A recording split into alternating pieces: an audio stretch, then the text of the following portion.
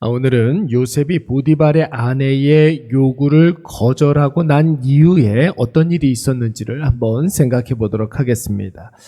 하나님과 함께 함으로 형통하게 된 요셉은 사람에게도 인정받게 되었습니다. 그의 신분이 노예였지만 요셉은 하나님께서 함께 하시는 자리였기 때문에 사람들이 요셉을 노예처럼 대하지 않았습니다. 심지어 보디발은 자신의 것을 자신이 관리하는 것보다 요셉에게 맡기는 것이 더 의미 있을 것이라 판단하여서 그의 모든 것을 다 요셉에게 맡길 정도였습니다. 그러나 그런 요셉에게도 결정적인 위기, 결정적인 시험이 다가오지 않았습니까? 그의 주인 보디발의 아내가 요셉을 유혹하고 요셉과 동침하기를 청했습니다. 한 번만 그랬던 것이 아니라 요셉을 볼 때마다 유혹했고 수단과 방법을 가리지 아니하고 요셉에게 동침하기를 끊임없이 요구했습니다. 그런데 여러분, 요셉은 반응을 어떻게 보였습니까? 그의 주인 보디발의 아내의 그 요구를 단호하게 거절했고 심지어는 그와 함께 있는 시간들을 최소화시켰습니다. 될 수 있으면 그 앞에 그의 모습을 보이지 않으려고 했고, 여러분 결국에는 보디발의 아내에게서 도망쳐 갔습니다. 사랑하는 여러분, 어제도 잠시 말씀을 드렸지만 우리가 하나님의 자녀라고 하면서도 믿음의 결단을 하지 못하는 이유가 무엇입니까? 말씀대로 행한 후에 일어날 일들을 우리가 너무 쉽게 속단해 버리고 과도하게 걱정하기 때문에 그런 것입니다. 여러분, 유혹에 단호하게 대처한 후에 반드시 손해를 볼 거라고 생각을 하는 거예요. 그것을 거부하고 나면 반드시 불이익이 올 것이라고 스스로 결정해 놓기 때문에 그렇습니다. 아직 일어나지 않은 일에 대해서 기정사실화해서 그것을 과도하게 걱정을 하죠. 세상에 순응하며 사는 것이 제일 잘 사는 것이라고 생각을 하고 세상을 거부하고 대세대로 살지 아니하면 고초와 힘듦을 절대로 피할 수 없을 것이다. 우리 스스로 그렇게 생각해 버린다는 것이. 그러나 사랑하는 여러분, 누누이 말씀을 드리지만 우리가 믿음으로 행했다면 그 이후에 일어나는 일들에 대해서는 우리의 영역이 아닙니다. 누구의 영역입니까? 하나님께서 하실 일들이에요. 우리는 모든 일의 과정을 말씀과 은혜로 채우면 될 줄로 믿습니다.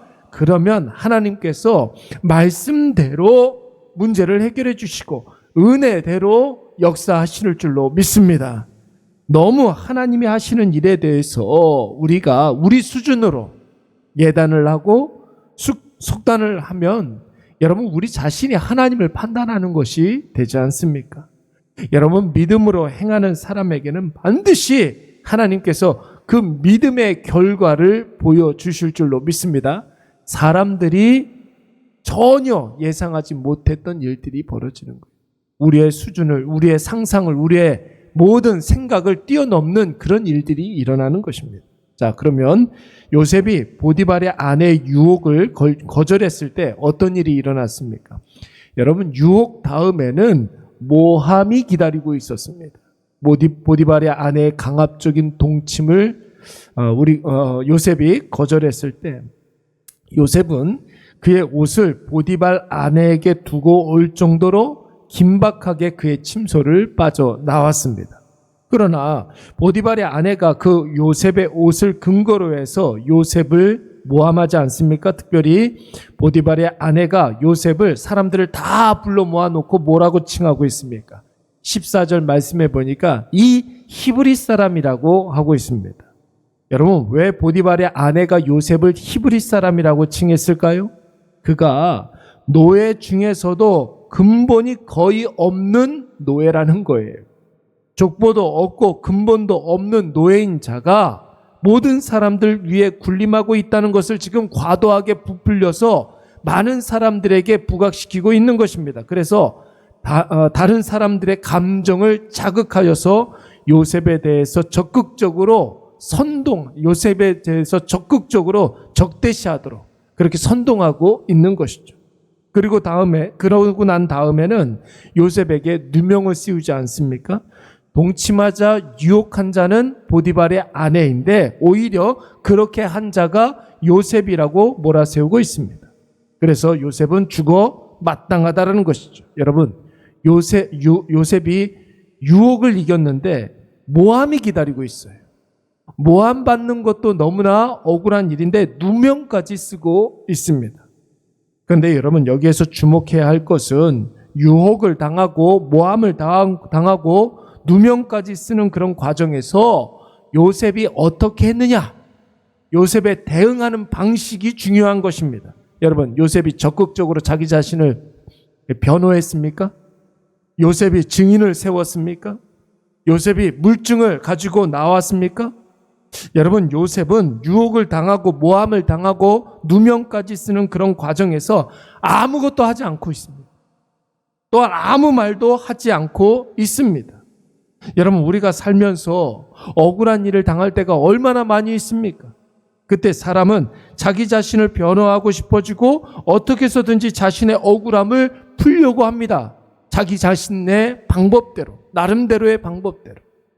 그런데 여러분, 대적들이 작정하고 모함을 하고 누명을 쓰는데 내가 내 자신을 변호하고 적극적으로 억울함을 풀려고 하면 그 억울함이 절대로 풀리지 않아요. 오히려 자기가 자기 스스로를 변호하는 것이 변명이 되고 핑계가 될 때가 너무나 많이 있습니다.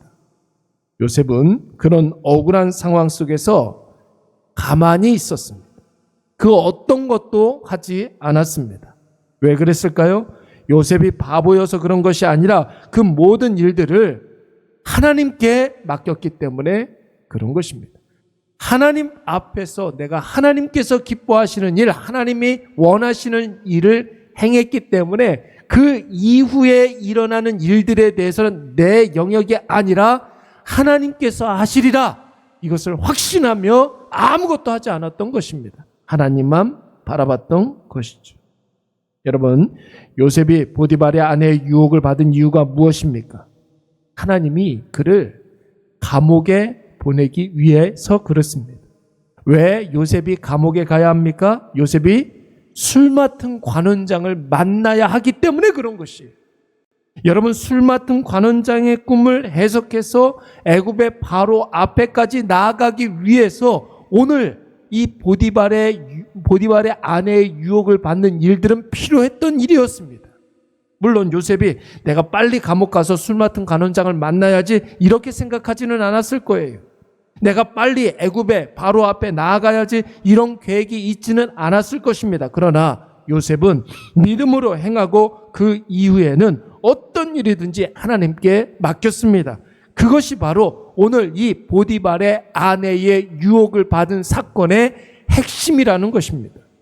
사랑하는 여러분, 우리가 하나님 앞에서 선하게 행하면, 하나님 앞에서 믿음으로 행하면 하나님도 우리에게 선하게 역사하실 줄로 믿습니다. 우리가 그리스도 안에서 믿음으로 행하면 우리의 주인님 되시는 예수 그리스도께서는 그 믿음의 열매를 우리에게 반드시 확실하게 보여주실 줄로 믿습니다.